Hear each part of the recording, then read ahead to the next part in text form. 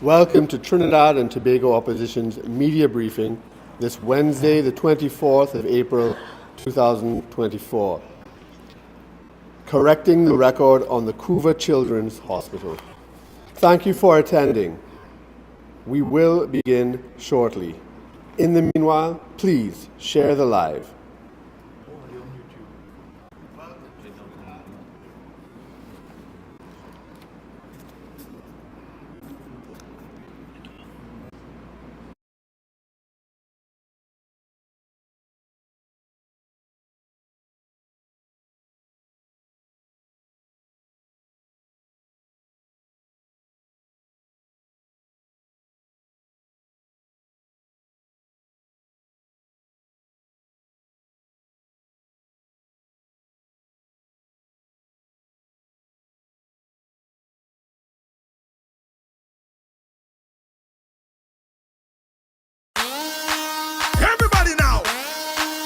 Let's go! Come on, come on!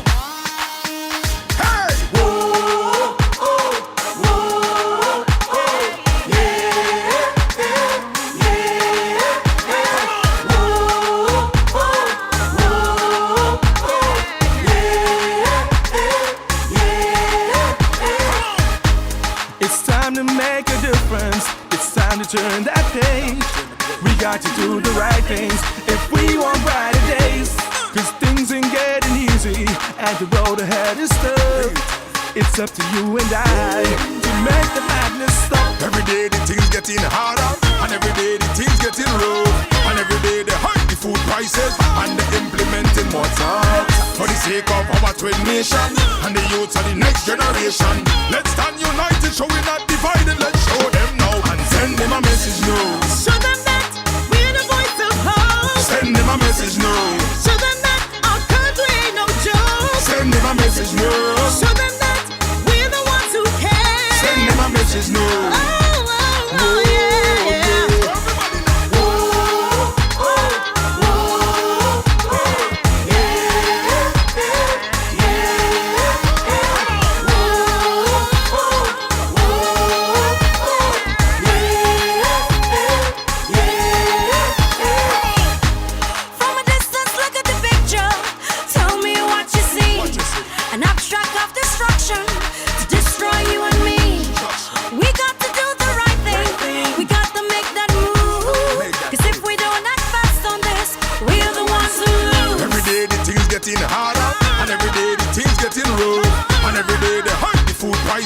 And they implementing more tax for the sake of our twin nation and the youths of the next generation. Let's stand united, show we're not divided. Let's show them now and send them a message now. Show them that we are the voice of hope. Send them a message now. Show them that our country ain't no joke. Send them a message now. Show them that we are the ones who care. Send them a message now. Oh, oh, oh, yeah, yeah.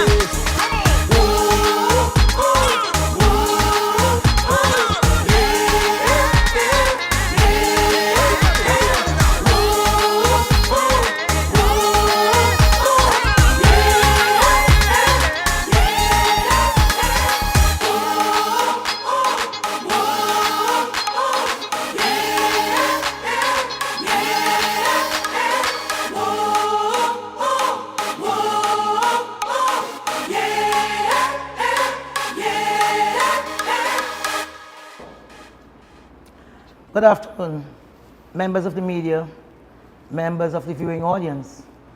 Today with me is MP Dr. Bodo, who in his professional capacity is an obstetrician, gynecologist or OBGYN. Of note is that he was the chairman of the Southwest Regional Health Authority and representative of the client Ministry of Health during the conceptualization, design, construction, outfitting, commissioning of the Couva Children's Hospital, as it was then called. We have with us MP Dr. Roodal Moonilal, who was the Minister of Housing with responsibility for UDCOT, who was contracted as the project manager on behalf of the Ministry of Health. My name is Jearlean John, and I was the chairman of UDCOT at all material times when the Couva Children's Hospital was being constructed.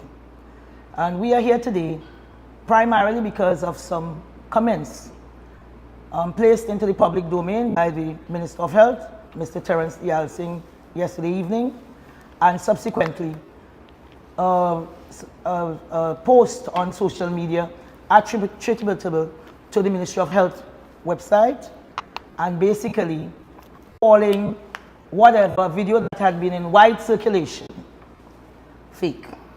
So today I just want to, we are all here to respond to some of that.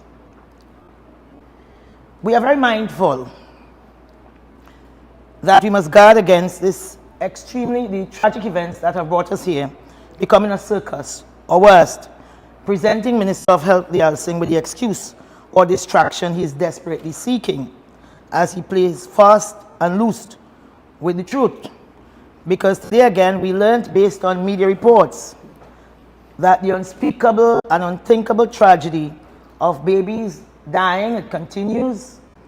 I'm hoping it is not unabated, but it continues, because today the media, the Daily Express is reporting 16 dead now. What baby death claims rise, and the Guardian is claiming 18. Now, you would have thought, as a country, we would have been united in our grief, our heartache, because babies are dying. But there was the Minister of Health on television yesterday evening stating that a video of which represented, it didn't purport, it represented the as-built and as-outfitted of the Couva Children's Hospital, and had been commissioned by UDCOT at the time. He said well, for me, I'll say, I'll give him the benefit of the doubt and say by inference, or no, it wasn't inference, he called it aspirational. Those were his words. And to me, by inference, he's really making that inference that it is in fact not real, that maybe it is computer generated, that must be AI or augmented reality, or later in the evening, there was this post with fake across it. And I urge Minister Deyalsingh to stop, and take a minute, and immediately explain to Trinidad and Tobago what he means that the video of the as-built and as-outfitted Couva Children's Hospital is aspiration, and then later on, that post by the Ministry of Health. For context, the Couva Children's Hospital was not constructed in isolation. It was part of a wider vision of Trinidad and Tobago becoming an internationally recognized location of choice for high-quality healthcare and an integrated center of excellence for clinical and wellness services, medical education, and research. In that regard, the then Prime Minister, Kamala Persad-Bissessar, was acutely aware that 60% of our healthcare needs pass through the Southwest Regional Health Authority. And basically, people at the time, as they are now, were sitting in the corridors of hospitals, lying on cots on the floor for over 4 and 6 days, waiting to be admitted by overworked and under-resourced healthcare professionals. In the early days of her term of office, she visited what was was supposed to have been administration building, which had been constructed by then Prime Minister Manning. That building was adjacent to the San Fernando Hospital, that legacy hospital. And when the people of the city of San Fernando, they really wanted that admin building. There was a lot of debate and so on. They wanted it. But the then Prime Minister, knowing the overwhelming need for healthcare, went to her cabinet and propositioned that this building be repurposed as a 216-bed health tower. And this was done within, I think, 18 to 24 months under the supervision of Chairman Dr. Lachlan Bodo, and I must say, the then Minister of Housing, to whom UDCOT reported. We had this 216-bed health tower. And then we went into the Couva Children's Hospital, overcame a lot of issues to get that moving. We mobilized the Point 14 Hospital. We mobilized for construction. The Arima Hospital. The Penal Hospital was another one that was at the design stage. We had restarted the Cancer Center at Mount Hope, and we had designed for the upgrade of the Port of Spain General Hospital to become another major health center with 4,000 beds or thereabout. So basically, the Trinidad was well on its way to becoming the health capital of this region, where we will have enough capacity for our own healthcare needs at the highest level, building a world-class system, and having enough redundancy to sell to the wider community, far and wide. So that really is just to give it a little bit of context. So I'm seeing again, Minister Deyalsingh, in trying to kind of color or to find a distraction in this time of great tragedy, he is kind of moving whether the hospital was complete or it wasn't complete and so on. I am telling you today, on the 14th of August 2015, that hospital was commissioned, and there was a public ceremony to mark that commission. And what did it mean? It means that that was the end of the phase of construction and outfitting. It had ended. And on that day, trolleys of binders containing information on all of the as-built design, the built-out, all of the specialized equipment, all the warranties, all the guarantees, they were all there, and they were being handed over from the contractor to you, the project manager, and by extension, the client. And what would have happened on that day is that on that 14th day of August 2015, we would have triggered the defect liability period. So it means what we were doing then, what we were then handing over to Dr. Bodo and his team, and they would have started to recruit, they had started to train with the objective of operationalizing the hospital in phases by January of 2016. So 4 months thereafter, this hospital was supposed to be in service to the people of Trinidad and Tobago. So when I hear Minister Deyalsingh talking about, why is it named Couva Children's Hospital, 150 beds for adults, and it's only 18 for children. That, Minister Deyalsingh, that is 80 more beds for children than we have now. That is 86 children who will not have to sleep in corridors. That's 150 beds for adults, what we don't have now, that you have kept maliciously out of the healthcare system. All right, and we need to get that hospital. We need for you to open the damn hospital immediately. All of the splitting of hairs is not working. Right, this infrastructure belongs to the people of Trinidad and Tobago, and for you all to be making it now out of political spite and ill will, to have kept that hospital closed for 9 years, you should be hanging your head in shame instead of going to the media. I don't know what kind of desperation that is. That you can be going there now, last night, trying to save your job, trying to save your pocket, while mothers are going home empty-handed, your pocket full with your money, but they are going home with an empty blanket, without that child, that 9 months they wished for and willed for and loved to come into this world, and you have no damn shame. And I think you should have some shame and some conscience. You're talking about 150 beds and then 80 for children, and that is 34%. So you could count like the count. 1, 2, 3. I hope you could count to 18. 18 dead babies under your watch. 18 dead babies. That is what you should be counting and be ashamed. Dr. Bodo will speak to the nuclear unit because that is his field of work. In the UNC, we engage people who are fit for purpose. We don't take, we'll take a calypsonian to sing calypso. All right? Dr. Moonilal is an expert in labor laws, and I know he's a big-time lawyer and all of these lovely things. You understand? I do management. In the UNC, we put people where they are trained for. So Dr. Bodo is the best man. I will not argue that. But I'm saying on the 14th of August 2050, on that day, those trolleys were handed over, and that hospital was well on its way to being operationalized. This government has ruined many lives, but I feel this latest folly by Minister Deyalsingh is a major inflection point. It is symptomatic of a government built on lies and spite and vindictiveness, laziness, and their lack of vision. And if the country does not pay attention, there will be nowhere back. Today, Minister Deyalsingh is unrepentant and a desperate man trying to hold on to his job with no care of babies clinging to life in a hostile environment where 18 of them have already died. He holds on to his job while grieving mothers and fathers cradle empty arms, trying to hold on to their sanity. His supreme leader, the Prime Minister, will not fire him because we have seen this script before, where little 4-year-old Kylie, or no, 6-year-old Kylie of Grandy was killed in her bed. 9-year-old Joma was killed playing a Savannah in Enterprise. Ezekiel riding his bike to a parlor, murdered. And the latest one is on Saturday. As a country, we buried little Amara. And she, 4 years ago, came into this world innocent.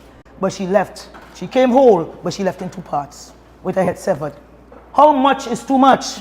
And how low will Deyalsingh and his government go? I have long reconciled that there is no law, no barrier they wouldn't cross to save themselves.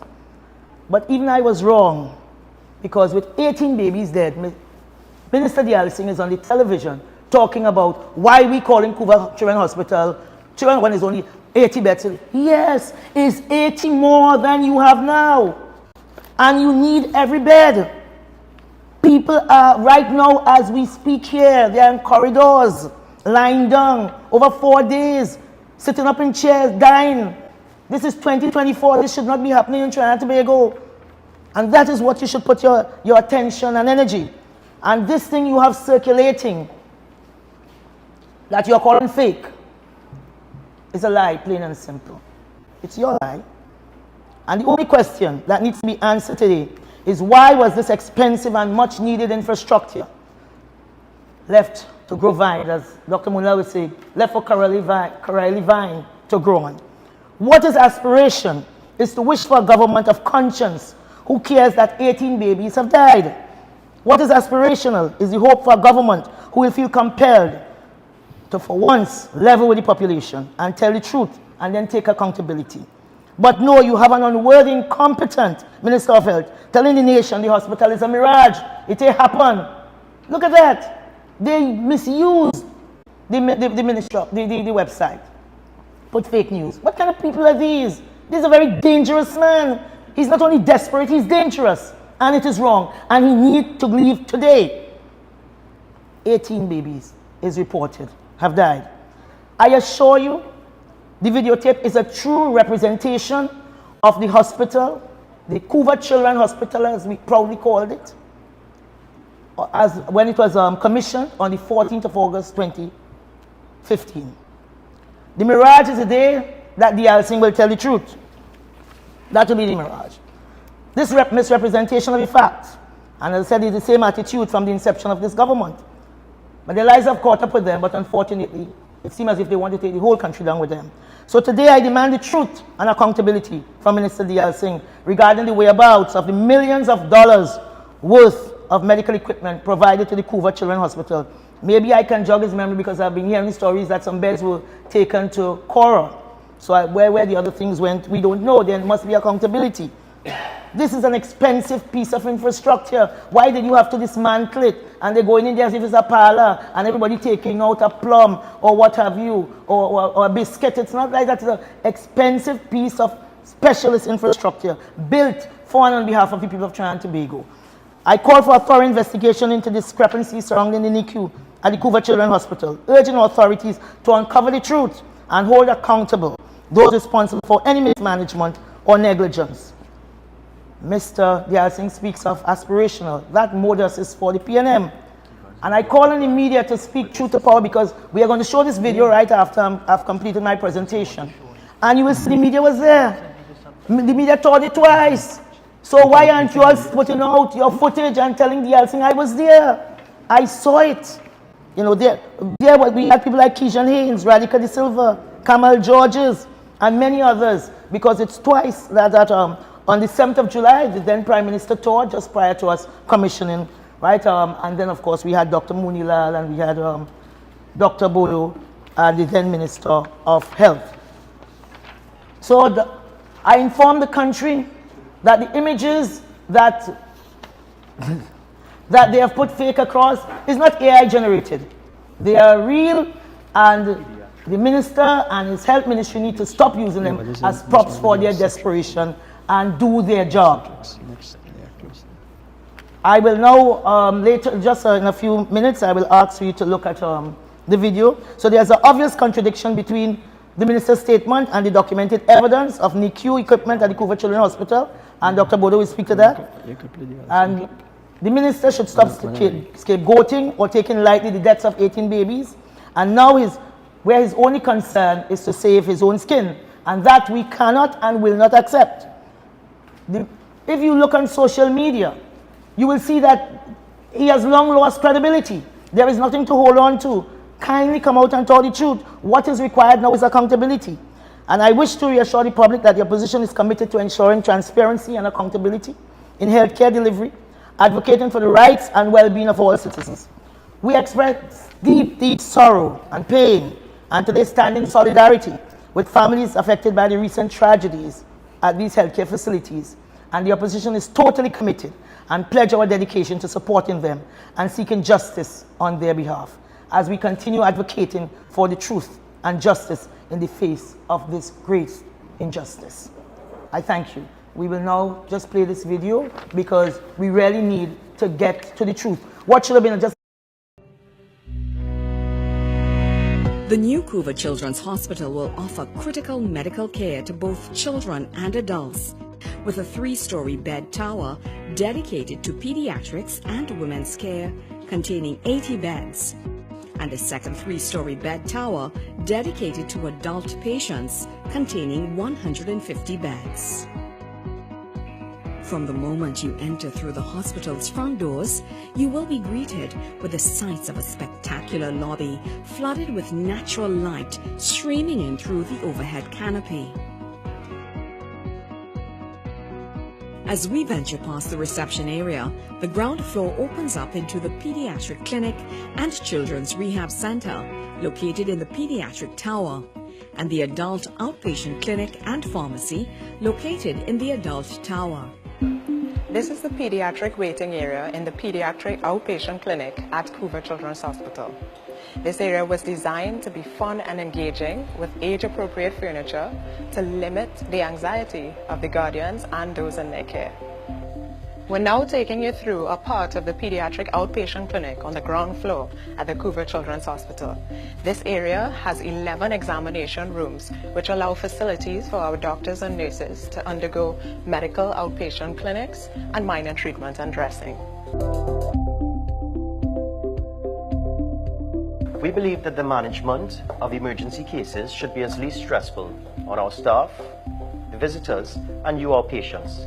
This is why we have dedicated 3 specific areas for entrance into the hospital: adult emergency, pediatric emergency, and our trauma corridor. This is also why any child coming in through the Children's Emergency Department will be attended to by doctors and nurses specially trained in pediatric care.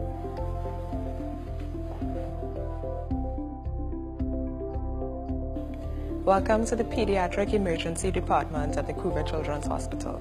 I'm walking you through the pediatric waiting area. In this area we have 3 registration desks where your pediatric emergency cases will be dealt with. This area is a triage area. This is where your assessment will be done and then you'll be further directed to the more appropriate location for further assessment and treatment. Within the Pediatric Emergency Department, there are 5 examination rooms, 5 treatment bays, and 2 resuscitation areas.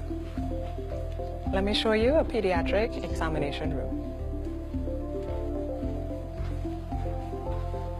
Within this area, your specialized doctors and nurses will examine a patient after an emergency. This is a procedural stretcher, and here you have a head wall with medical gases and places to plug in your specialized medical equipment. On this area, you have a diagnostic head wall with your basic tools for diagnostic treatment. And this is an examination light, which you'll use to further examine your patient. We're now in pediatric internal medicine. This can be found on level 1 of the pediatric bed tower at Couva Children's Hospital. On this floor, we have 12 ward rooms with either a mixture of 4-bed wards or single-bed wards. Also, the nurses' stations are efficiently designed so that they can monitor each corridor individually. On level 2 of the pediatric bed tower, you can find the pediatric intensive care units. We have 6 of these on this floor, and they offer special services for patients who cannot be in a regular ward. These patients will require continuous monitoring and the administering of special medications. We also have specialized medical equipment such as ventilation, and critical care beds and patient monitoring. These critical care beds offer on-bed weighing mechanisms as well as chair adjustments, feet adjustments, and back rests. On level 2, we have the labor delivery ward. We have 4 of these rooms which offers facilities for the full delivery process, from labor and delivery to neonatal recovery and postnatal care. We also have facilities for the father or close relatives to assist with the pregnant mother. This is the Neonatal Intensive Care Unit. This is where, at the Couva Children's Hospital, we will offer care for our nation's most vulnerable. What you see here is a neonatal incubator. This offers a cocoon-like environment with optimal thermoregulation and protection from external factors. At the Couva Children's Hospital, we have 2 dedicated nursery areas with a centrally located nurse station for optimal monitoring and supervision. Also unique to the hospital are these viewing windows behind me. This is where the relatives of the infant can meet them for the first time. This is our adult ICU, located in the adult tower of the new Couva Children's Hospital. There are 10 such units located on this floor, 6 independent high dependency units, and 4 units dedicated strictly for burns. Some of the main features of our units are ceiling-mounted ICU pendants, which supply us with gas and electrical supplies for our critical care beds, our ventilators, and our monitoring system. The hospital has been built in accordance to over 70 North American and internationally recognized building codes and standards, and also adheres to building codes for continued operation after seismic events. We have left no stone unturned in the detailed planning of the hospital's operations, thoughtfully considering every detail that can help aid in our patients' healing process and ensuring that the hospital's environment is also safe for our visitors and staff. UDCOT is proud to have been given the help to contribute to the improvement and availability of quality healthcare in Trinidad and Tobago.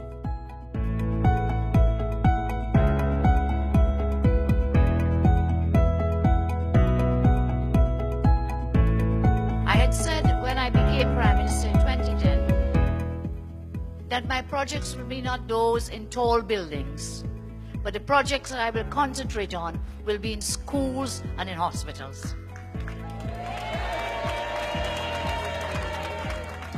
This hospital will also be one to attract medical tourism. Yes, it will service our citizens here, but it will also be a light shining throughout the CARICOM, and that was what this dream that others spoke about, that is what it was about. That this is a project that will endure for generations to come, and this hospital will be servicing the children and adults of Trinidad and Tobago.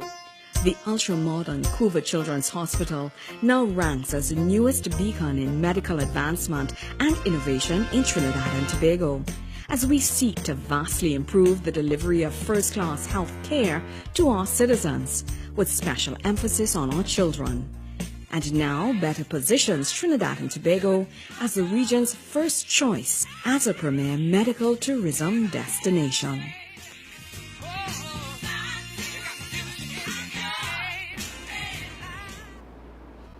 Okay.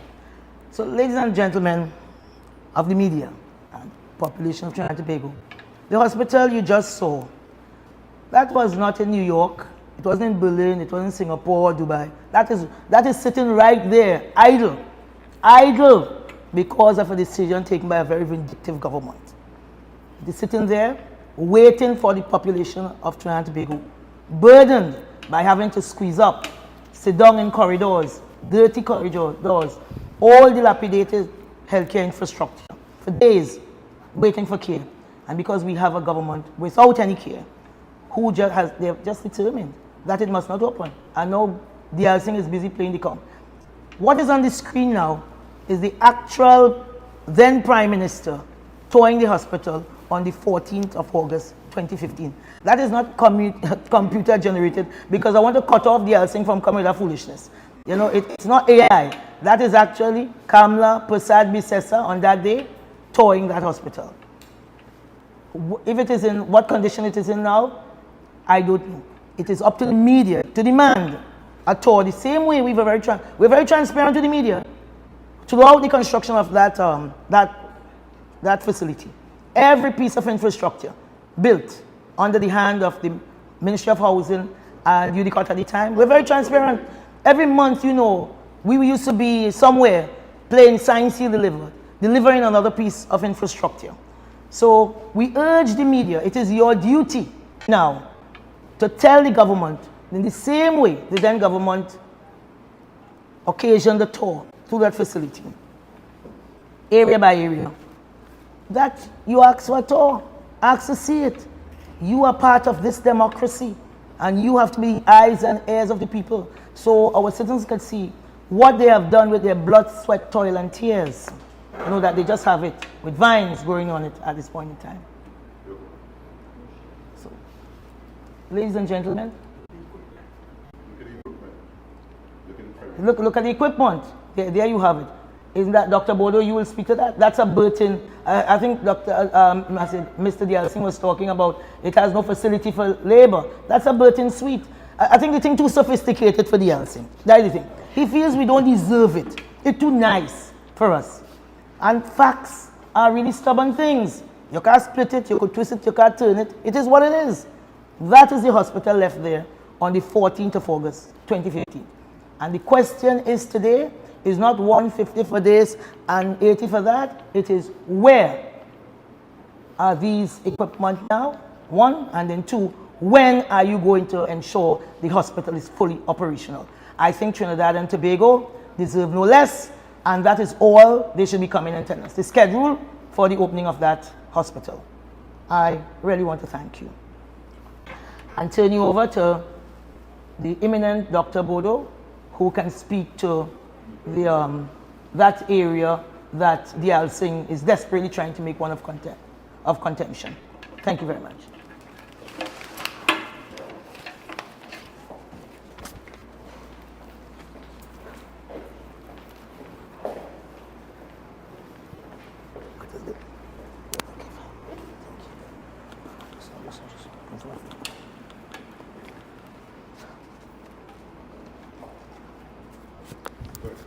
Good afternoon, members of the media. Thank you all very much for being here. Good afternoon to the listening and viewing public and the citizens of Trinidad and Tobago.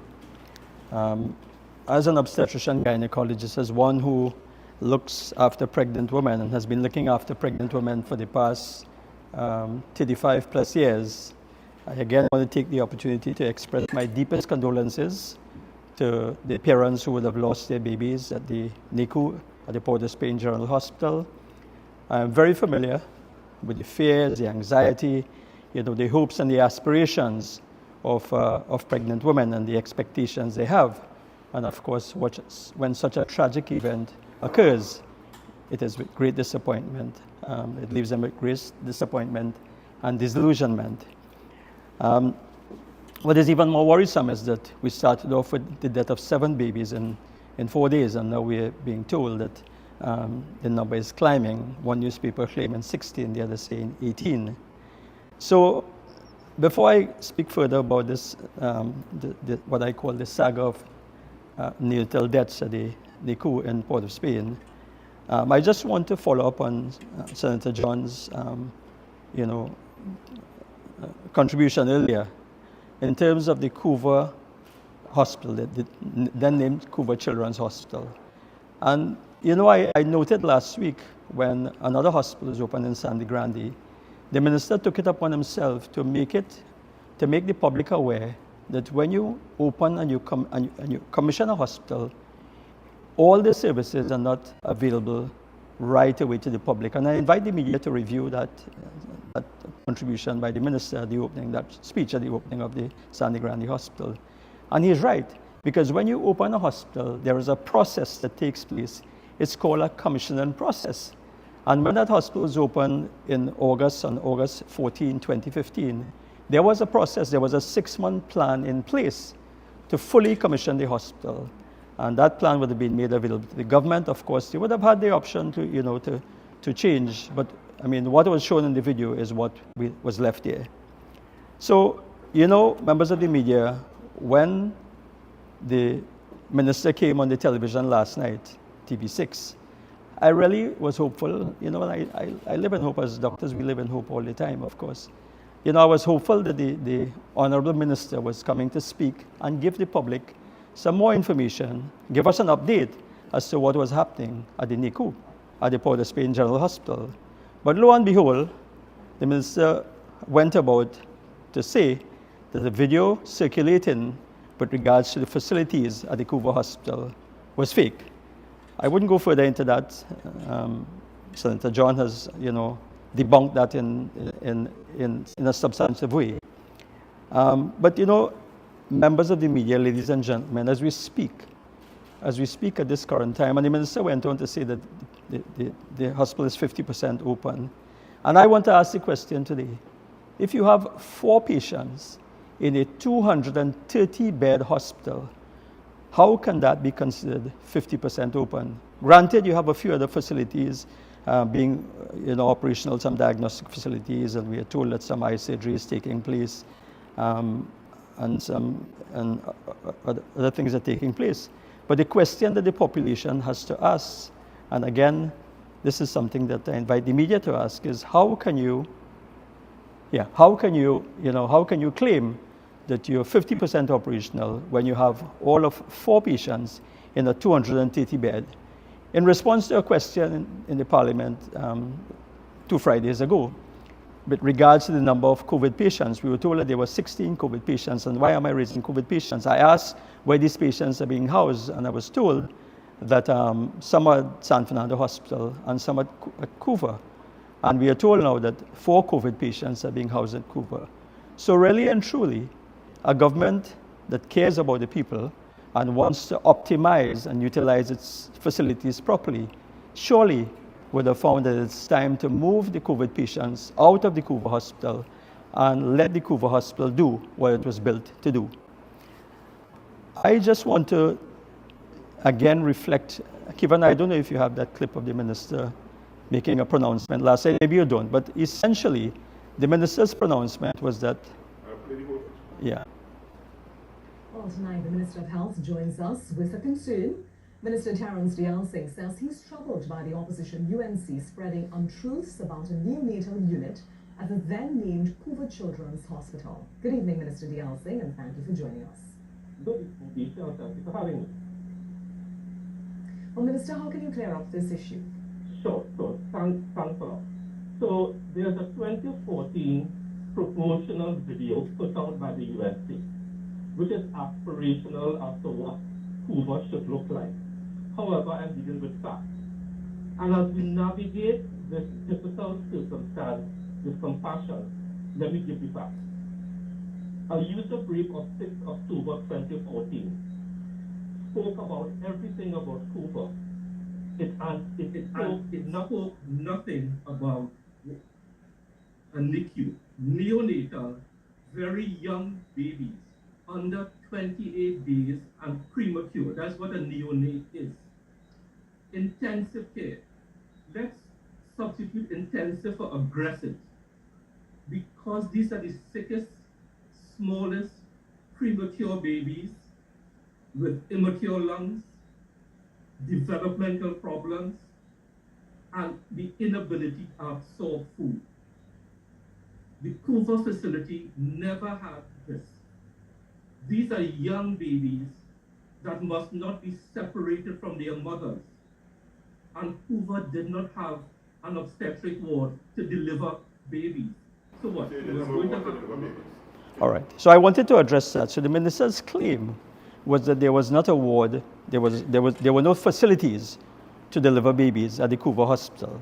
And therefore his logic was that if babies were not being delivered at the San Fernando Hospital, at the Couva Hospital, then why would you have a neonatal intensive care unit? But when we look at the user brief, and when we look, more importantly, when we look at the report, and I want to draw the media's attention to this report of the Public Administration and Appropriations Committee, of which I am a member. In fact, I'm the vice chairman of that committee, and that's a parliamentary committee. And that committee took the opportunity in 2016, when the hospital remained closed, to do a site visit at the hospital. And essentially, in the report, there's a diagram, there's a stack diagram there. All right, so essentially, it showed the facilities that were being made available, that were currently available at the Couva Hospital. And this report would be a public document available on the Parliament website. And the diagram will show very clearly that there were two towers, the adult bed tower and the pediatric bed tower. And I again want to re-emphasize the fact that this hospital was so visionary in construction in terms that there was a separate emergency entrance for the pediatric tower so that sick children didn't have to mingle and wait in casualty with the adults as they do currently in the other hospitals. So that was an innovative measure at the time. So that's the pediatric bed tower, and it says clearly here, obstetrics, nursery, pediatric intensive care unit, 13 rooms, 25 beds, plus NICU, 4 beds. And this is shown here in this document of the Public Administration and Appropriations Committee. I invite the media, to get a copy of this document and to peruse it themselves. And this is not Jearlean John saying this. This is not the UNC saying this. This is a report that was laid in the Parliament of Trinidad and Tobago. And of course, the report also speaks to the other facilities here, which are shown in terms of what was available. So the NICU, the minister made a big deal about the NICU, Neonatal Intensive Care Unit. And he spoke about something called a special care baby unit. I believe he said a special baby care unit. It's two different things entirely, because a special baby care unit, if that is what I heard the minister say last night, it speaks to a different thing. But we're talking here about a special care baby unit. It's called SCIBU. And one has to understand that over the years, the care for neonates has evolved. They used to be called a PREM unit in many years gone by. Then it became a SCIBU, which is a special care baby unit. And now we are at the stage where we have a neonatal intensive care unit. Of course, in those countries that have tremendous resources, you would have bigger facilities and so on. But here, we have, and here it's showing here, if I can draw your attention to the fact that we have if you note carefully, under obstetrics, nursery, pediatric intensive care unit, 13 rooms, 25 beds, plus NICU, 4 we are seeing.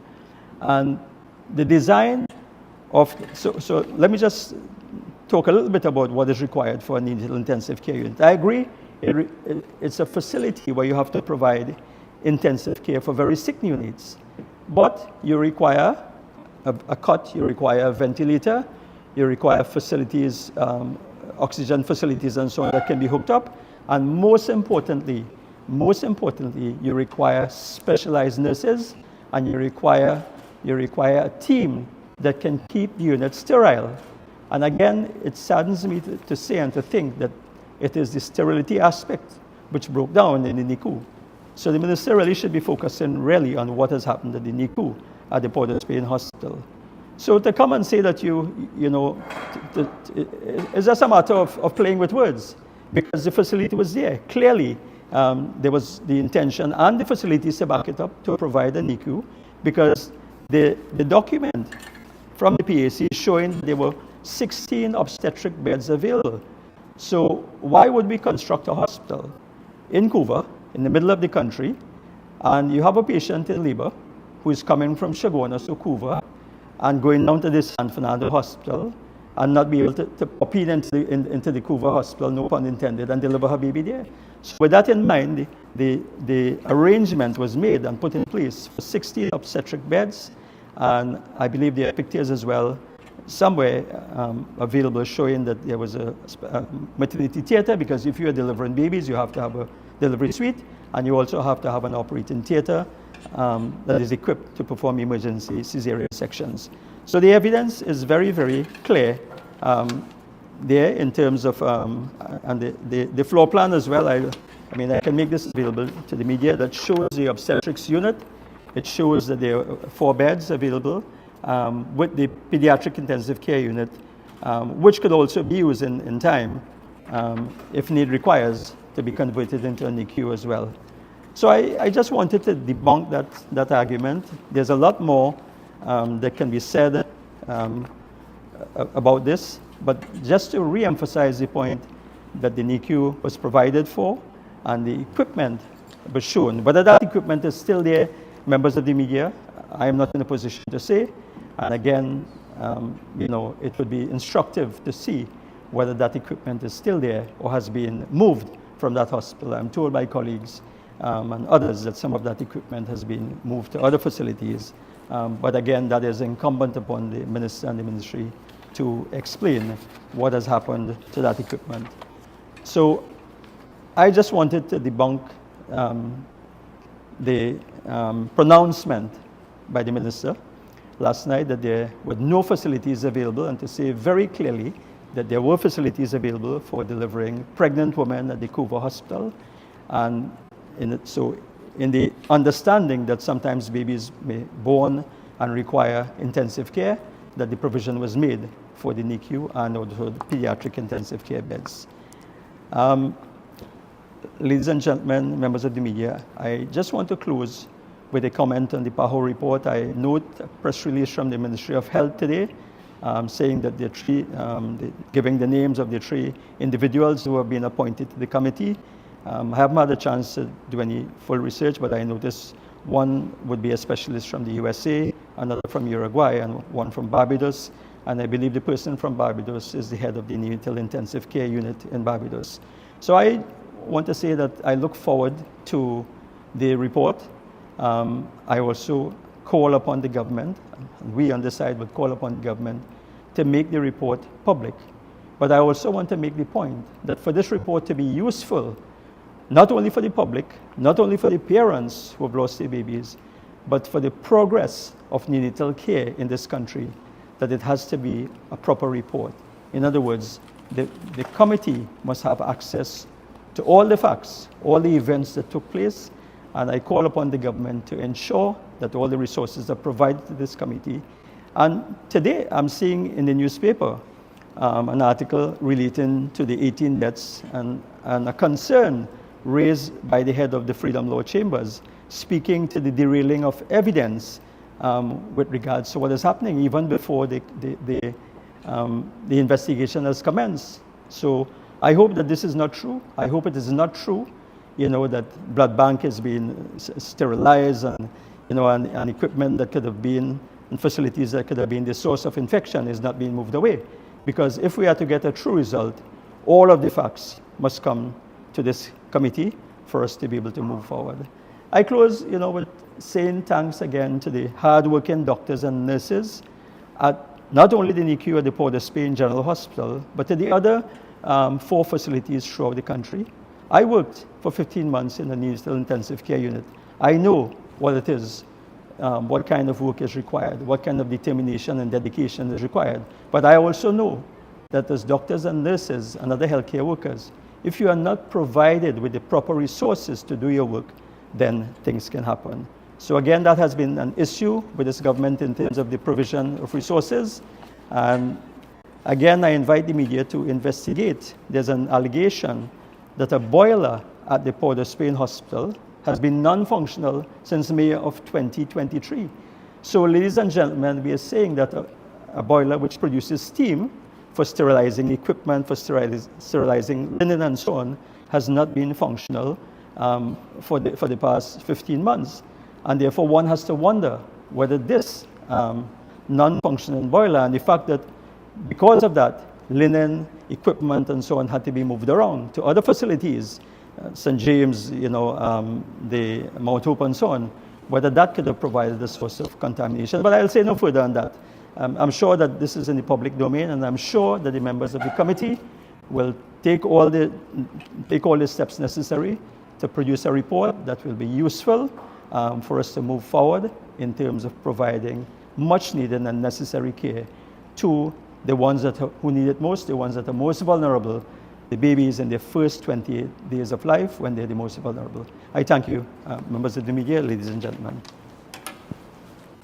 And of course, I now introduce my colleague, the Member of Parliament for Oropouche East, former government minister, in charge of UDICOT, and who himself would have been responsible not only for the construction of the Couva Children's Hospital, but also for the San Fernando Teaching Hospital, both of which were built in record time. So I now give way to my erstwhile colleague, MP Roodal Moonilal.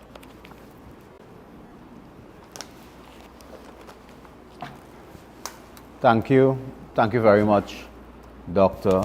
Bodo and Senator Jearlean John, for the very enlightening, revealing, insightful presentations on matters particularly addressing this tragedy that we are facing now as a nation, coming to terms both emotionally and coming to terms in terms of exploration and investigation and examination of what has happened in Trinidad and Tobago at the Port of Spain General Hospital and the implications of the minister's recklessness in speaking to the issue of the Children's Hospital in Couva. Ladies and gentlemen of the press, good afternoon. Good afternoon to our viewers, listeners on various social media platforms, to those who follow us in the United States, North America, Europe, and around the Caribbean. This is a press conference that addresses critical issues in the public space in Trinidad and Tobago. I would just raise two matters, one of a matter dealing with health, of course, and another matter dealing with national security, to speak to some of the problems that we face now and the tragedy. In terms of this matter of the Couva Children's Hospital, I just want to remind folks that it was the People's Partnership Administration, led by the Honorable Kamla Prasad Bissessa, including myself, including Senator the Honorable Jearlean John as chairman of UDICOT, that designed, constructed, outfitted the Children's Hospital in Couva. And we were very clear on why it was a children's hospital, because of this commitment to address the health and wellness of children and babies. That was very clear. There was also an associated vision that that children's hospital would be part of a wider framework of medical tourism, so that persons in the region, in the hemisphere to begin with, would journey to Trinidad, would stay in Trinidad with their children who may be ill and so on, and their relatives, and would use that facility. And in that facility, we would create a joining enterprise that would be there to host foreigners during those difficult moments when they are here with their children seeking world-class, state-of-the-art technology and so on to assist with healing babies and children. Now, strange enough, there are some people who believe that incompetence by itself don't often lead to fatality. But we have reached a historic moment where incompetence just meets tragedy. Incompetence meets tragedy in the form of a minister of health. There are some ministers, for example, who are incompetent, and generally the entire gang of them are incompetent. But your incompetence may not lead to fatality. It may not lead to death.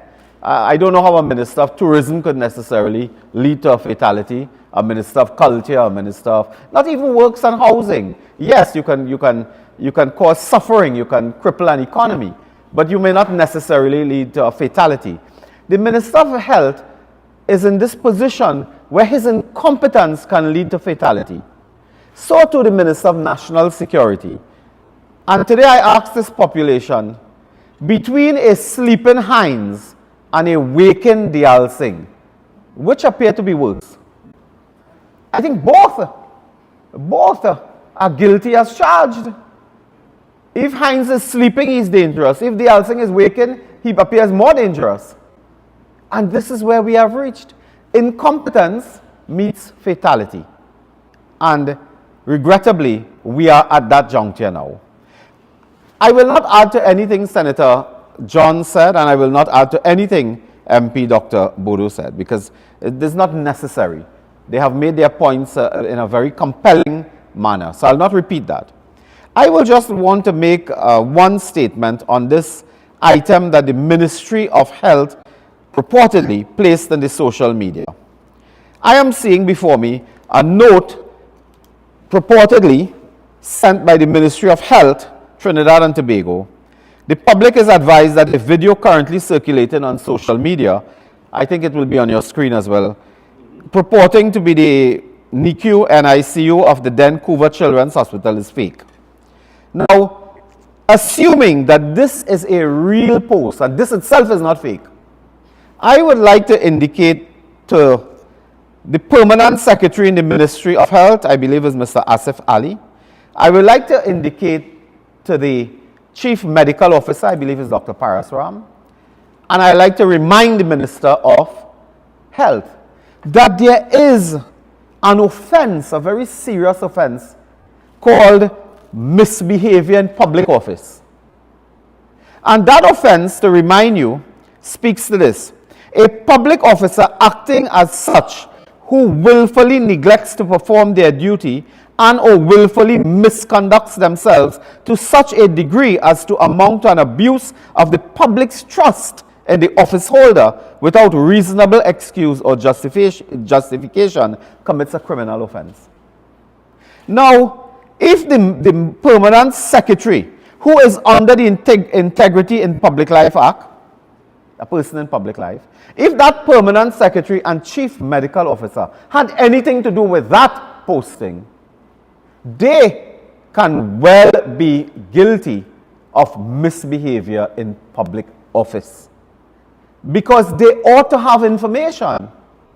And they ought to have information that is readily available to them, that the Couva Children's Hospital had that unit and has that unit. Whether they go like and they vandalize it or so, that's not the issue right now. It was built with that unit, equipped and outfitted.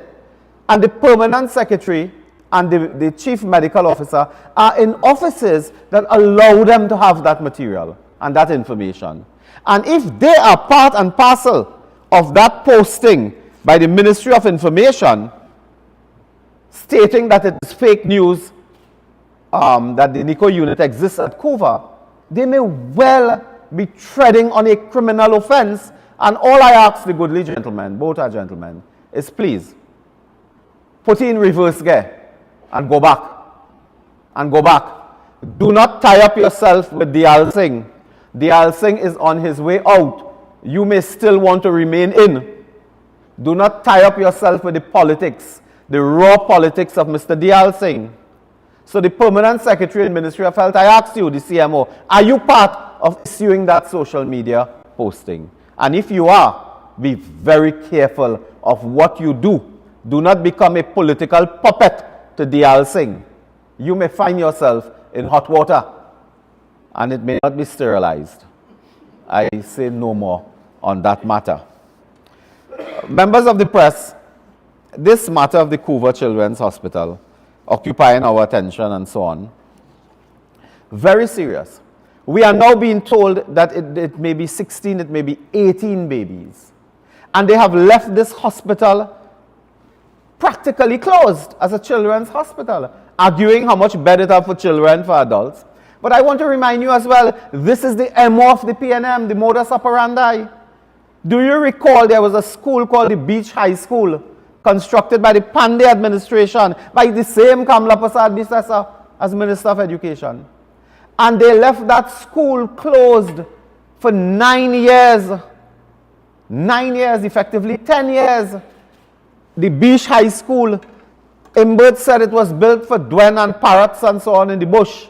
And more than that, they said if you open that school, there's a gas leak somewhere and everybody will inhale gas and they will die. When we came into office in 2010, Mrs. Prasad Bisesa instructed Dr. Gopi Singh, Minister of Education, to open that school forthwith. Dr. Tim Gopi Singh opened that school. The school is now 14 years in operation. Not one human being, not one pet dog, pet cat, not one bird inhaled gas and had any problem. That is the PNM. There's a malice, a wickedness, a hate for children. And I mean, what kind of father and grandfather is Rowley to permit this? Because at the end of the day, it is Rowley to be blamed as well. He has Deyalsingh in office. He has Deyalsingh in office. How many more babies must die before this man is removed? He has been called by others as a new minister of death. They may have to schedule, put that in the schedule in the Gazette. A ministry of death. When parents lose their babies this way, I took a note of a news item. A registered nurse, I believe her name is Natasha Samuel, I believe. Natasha Samuel. It was on the news, indicating that her last chance of having a baby came, and the baby died in circumstances that they will investigate. Could you imagine that? A registered nurse, and she said she was disappointed in the care by her own colleagues. That is where we are now. So practitioners and medical workers, they themselves may not have faith in the medical institutions, but you want the rest of the country have faith in medical institutions. And Deyalsingh says, well, I am sorry. If it was me, I would sue too. He should have been packing his bag, leaving that ministry. Members of the press, members of the national community, what kind of country is this where minister preside over 18 deaths of babies involving parents who may not be able even to have a baby again in their life? And he walks around swinging his hand, laughing to the heavens, to the sky, smiling. He did a good job.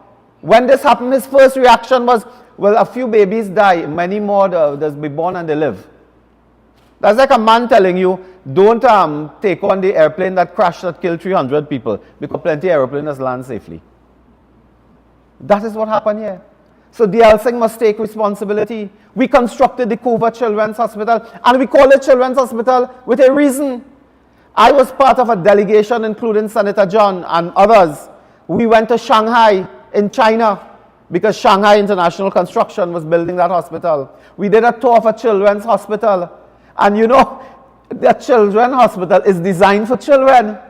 There are certain design features, including, the use of a lot of, I don't know, they must have emotional and psychological aspects of design as well. Certain principles they adopt because they're dealing with children. So when we were there, we saw all of that, how they adapt design for children, and then they design as well for parents, because you have to have special facilities for parents. Because remember, when you leave your children in the hospital, no parent will abandon their child just say they have to stay in the hospital. We went and we saw this, and we asked that certain features be adopted into our design. I remember that well. We deliberately asked to design it for children. We were on the way, I think, for a few dollars more. We were going to also include the first digital hospital in the Caribbean. Couva was earmarked to be the first digital hospital in the Caribbean. For a few dollars more, we were going to do that. Brothers and sisters of the press.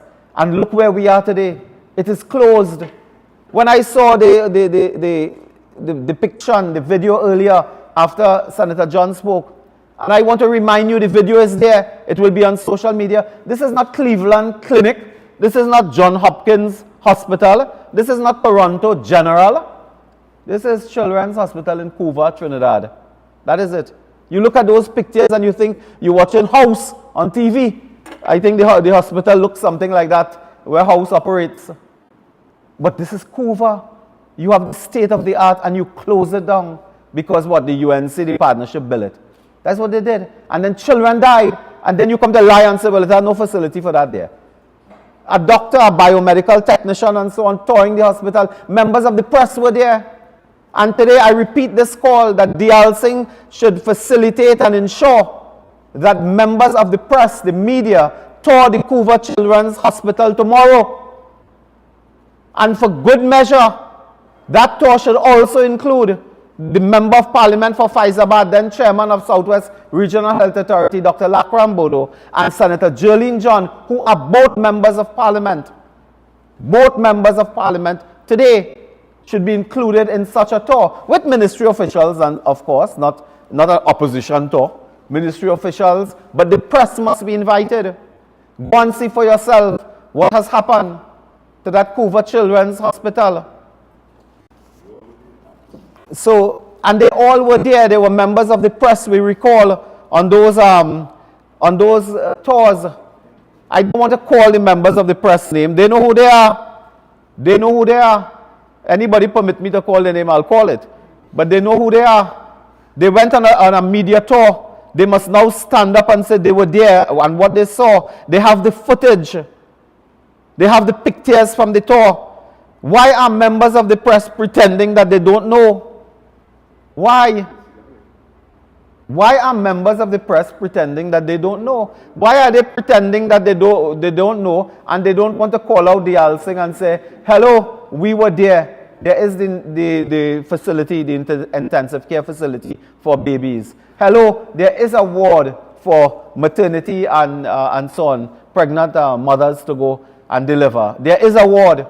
So I would leave this matter of the Couva Children's Hospital there. And to say, of course, and to remind the national community that this Minister of Death, his term is coming to an end. His term is coming to an end. We pray to God that no more babies, young, new citizens of this country will die. But this Minister of Death, his term is coming to an end. And we assure you that an incoming United National Congress government will move speedily, overnight. We will move to ensure that that hospital, Couva Children's Hospital, is opened. Fully opened, equipped with staff and whatever equipment is necessary, material equipment and so on. And before I leave health, I just want to remind folks, in the San Fernando Hospital, a boiler is down as well in San Fernando. They have it's called an autoclave. That's a pronunciation is correct. Good man. Dr. Moonilal got it right. An autoclave where they are paying for a generator every month. We have the receipts here. I think they can show a receipt or two where we pay the taxpayer paying $57,000 a month for a generator, which is they're renting from Massey Technologies or something like that. But $57,000 a month for a generator, and you don't want to buy one. You can't fix the boiler. Broke down in 2018, I believe. The incinerator is not working, is it? They have problems there in San Fernando. And again, you have to pray every night that something don't go wrong and someone is infected because of that problem that they face there. And and you will see the bill that they are paying for a generator every month, $57,000 per month. But you can't buy a generator, which I'm told could be $200,000 or something like that for that specific purpose. So every 4 months you buy one generator already in rent. That is how they are managing the health sector. And then when something happens, they say we are going to investigate. We are going to investigate. The Prime Minister said no stone will be left unturned. I want to tell you, Prime Minister, the faith we have in you, every stone will be left unturned. Every stone will be left unturned if we depend on you to investigate anything in this government. So, and I take note, of course, of the attorneys warning that important notes, important documents, files pertinent to this inquiry and impending court action are missing. People are saying they don't have it, they cannot supply it. That's a very dangerous development as well. How will we find the truth? How can there be transparency if you have no account, if you have no document, no notes of anything? Then a court may not be able to come to a conclusion, a reasonable conclusion, because you have no documentation. And that is part of this crisis, ladies and gentlemen, of the press. I wanted to move to a matter of national security now and to indicate that we are in a very, very serious position as it relates to national security. The gentleman who is famous for sleeping away, he's either half awake or half asleep most of the times. And today the fire services, the services are crumbling under incompetence, having wasted millions and millions and millions of dollars. I wanted to show a video, if it's possible, of what happened just 24 hours ago, yesterday. The video depicts that at the headquarters in Port of Spain, Port of Spain, the headquarters of the fire service, that in the dorms for fire officers, would you believe for several months now the air conditions have not been working, and months have gone and they cannot fix air conditions in the dorms? You know what the firemen were going to do?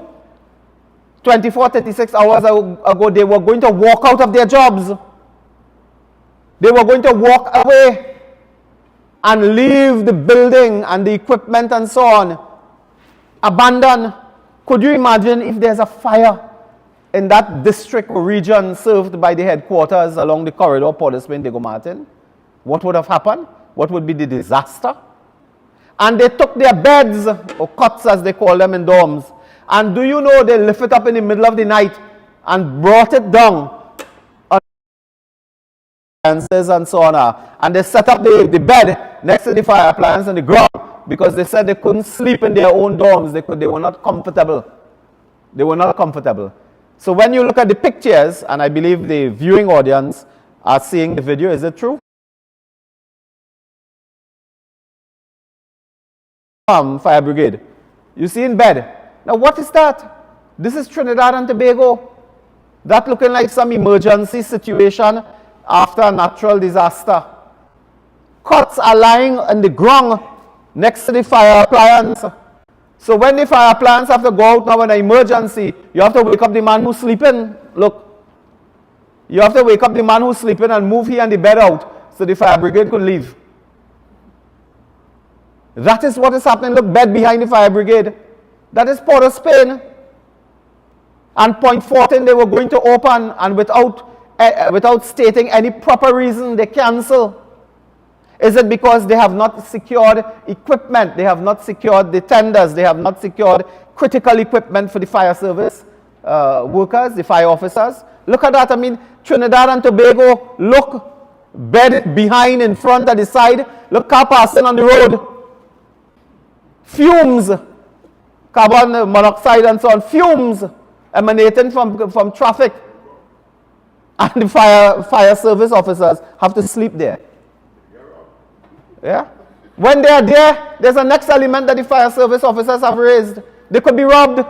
Bandits could enter the fire service facility and rob them while they're trying to sleep. This is Heinz Fire Service under the PNM. How long can we accept this? We can't. When we spoke about breathing, the breathing apparatus, they have one when they need 10. They have 10 when they need 200. Personal protective equipment called PPE. Do you know that there is a dire scarcity of protective equipment for fire officers? If they go by a house, the house on fire, many of them tell you they cannot enter to save anyone or any property. They don't have equipment. And this government continues. They think that they're doing a good job. And that is the state of the fire services in Trinidad and Tobago that I had to show you. In fact, when I saw this video, I asked the person, whoever I got it from, I said, tell me something, are you sure this is Trinidad? Don't set me up here, next thing that is in some other country in the world. Are you sure? That's the capital. That's near the Hyatt, you see? So that's the Hyatt for fire service fire officers. And finally, before I go, I just wanted to raise one matter. Today, one additional matter. Today, we saw on the front page of a newspaper a headline, Nikon sends home 75. There is a issue here because another media, I think, is reporting 80, but 75 or 80, this is the headline of the newspaper. And this has been another tragedy where this country and the taxpayers have been robbed, have been slaughtered, have been brutalized, not once, but twice over the same deal. You will recall that the World GTL plant, gas to liquid plant, under the PNM government, I believe, of Mr. Manning, that included Dr. Rowley. That cost in a deal, the cost of that plant moved from $165 million US to $400 million US with cost overruns under Ken Julian, Malcolm Jones, and one Lenny Sate. That project moved from $165 million US to 400 million US. 7 fours, 28. So 2.8 billion Trinidad and Tobago dollars for a plant that collapsed, the financing collapsed. When the international partners didn't want to pay back the loan, Petrotrin had to pay back the loan.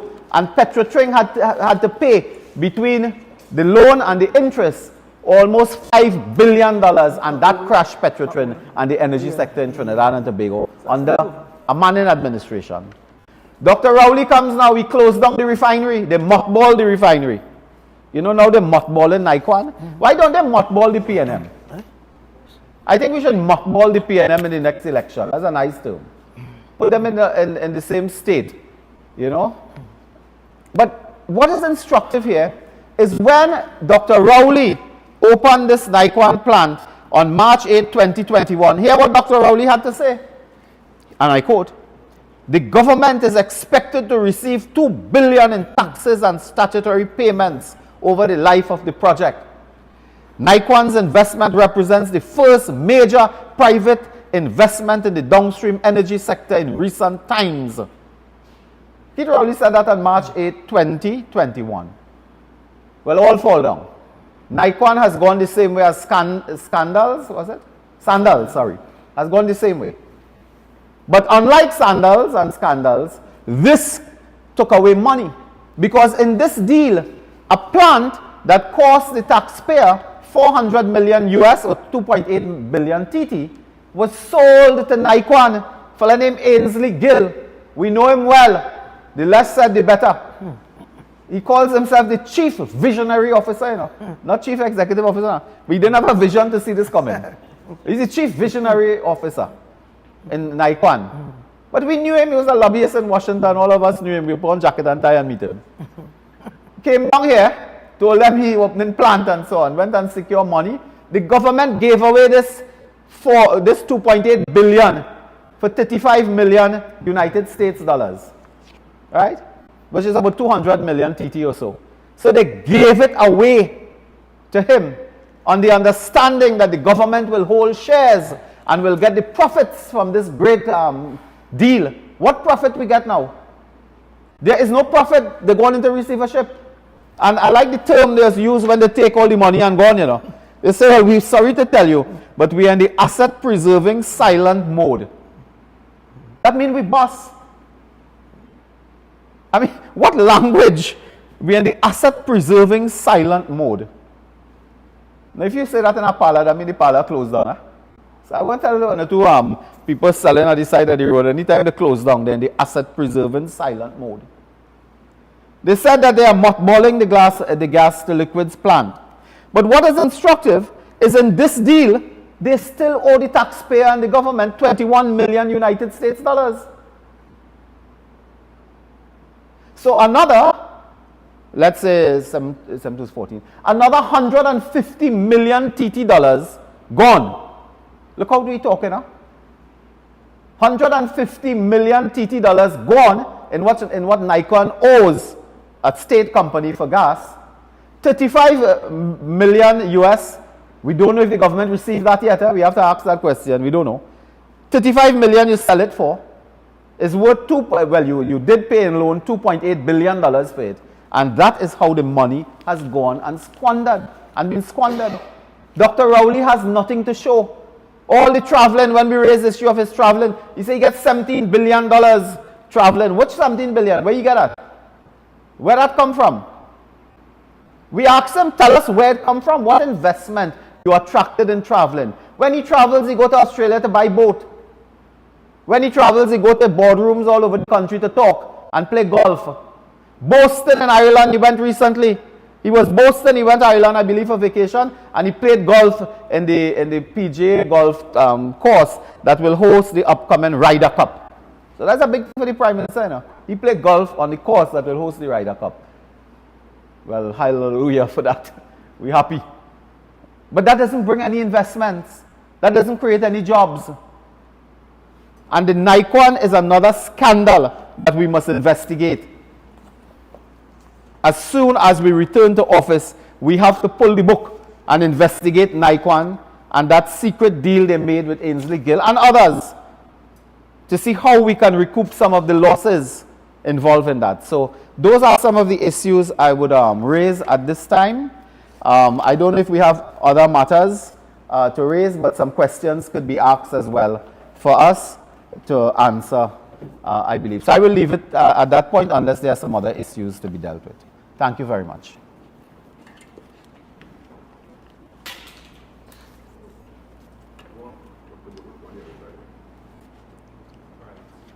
Good afternoon.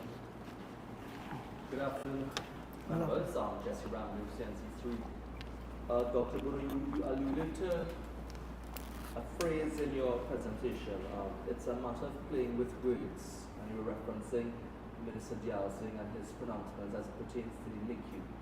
Just for the viewing and listening public, the simple question is, at the time of the Children's Hospital's commissioning, was there a NICU facility present at the time?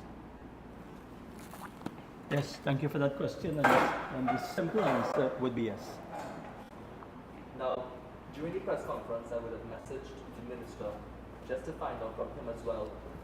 Was he aware, if possible, that perhaps the equipment and this infrastructure that belonged in that NICU ward, if they would have been removed, perhaps?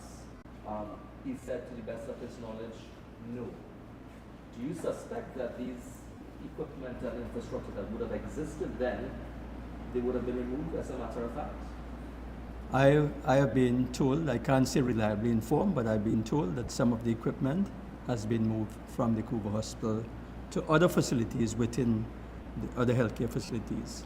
And if that is the case, well then, that should be accounted for. Now we dial back to the entire video now that suggests that it's a fake video, purporting that, you know, the facility is fake. It's quite, I guess, contradictory when we're seeing that, you know, an official ministry body coming out and saying that it's fake. You have the opposition who would have back then commissioned the facility saying that it existed. Is this perhaps some sort of indictment on the government's end that they aren't able to get the necessary research done, to get their due diligence, fact-checking, etc.? And do you think people should be held accountable? That's a very good point. I mean, I can't speak to the government's incompetence or competence with regards to getting information. What I can say categorically is that on August 14, 2015, when the hospital was open, it is exactly what was shown in the video. There was a media tour of the facility as well, Senator John, if I'm not mistaken, in July prior to the opening. But more than that, Jesse, is a site visit by a committee called the PAAC. It's the Public Administration and Appropriations Committee. That took place in 2016 because this committee was wondering about why the Couva Hospital was not being open, and therefore the opportunity was taken to visit the site. And I believe that there might be pictures that would have been taken of the very facilities that we are speaking about. What would have transpired after July of 2016, I am not in a position to say at this time. But I'm sure the public might be wondering as to where that state-of-the-art equipment, if it's still there, and if not, what is the reason? During his press conference on Monday, the health minister contended that with the existence of the Wendy Fitzwilliams Children's Hospital, that perhaps, you know, the Couva facility, the noise surrounding it and for it to be opened and used as a children's hospital is perhaps a bit unnecessary. Do you agree with that? Absolutely not. The fact of the matter is that in 2010, when the People's Partnership government came into office, and in fact when I became chairman of the Southwest RHA, and Senator John, then chairman of UDCOT, would have spoken to that, the need for additional beds. So the 216 beds at the San Fernando, what's called the San Fernando Teaching Hospital, the block, that was part of the plan. At that time, there was no major facility in the central region. You would recall you had the Mount Hope facility, you had Port of Spain, you had a facility in Sangre Grande. So there really was a need for a facility in the central area of the country. And it is in mind that this facility was constructed. And of course, in addition to the children's bed, we would have made provision for adult beds as well to take up the slack and to take up deal with the additional overcrowding that we inherited with the San Fernando and at that time the Eric Williams Hospital. So you can see that those additional adult beds would have been absolutely necessary and required. Okay, so to reiterate, the hospital was there, fully outfitted. It's deplorable what the Minister of Health has done. It was totally unnecessary, just deplorable. There are no words to explain that. Dr. Moonilal? Okay. Anything else? Yeah, that's it. Any other matter? If not, thanks. Yeah. Okay. If not, could I also thank members of the press and ladies and gentlemen who have been listening and following this press conference. We do have a significant amount of people who follow the broadcast as well. We will thank all of you. And to remind persons in the national community that on Sunday coming, on the 28th, the United National Congress will celebrate its 35th anniversary. It's a very significant day, and we will celebrate that with a series of events, including an interfaith service at the Shagwana's headquarters, beginning at 1 p.m. and members of the national community are invited. So Sunday the 28th at 1 p.m. an interfaith service and an awards ceremony. And the following week on May 4th there will be a sports and family day for this organized by the South constituencies of the UNC. But all are invited, of course, other constituencies, members of the public, well-wishers, supporters and activists. So 2 big events to celebrate our 35th anniversary of the party within the next week or so. With respect to this parliamentary committee that toured the hospital, I mean, these were not people belonging to the opposition. These were members of the government, the then new administration. So they too can speak to the fact that there was a Couva Children's Hospital fully outfitted and commissioned, about to be commissioned, when the then People's Partnership government left office. Okay? So thank you. Okay, thank you all. Thank you all. Everybody now, let's go.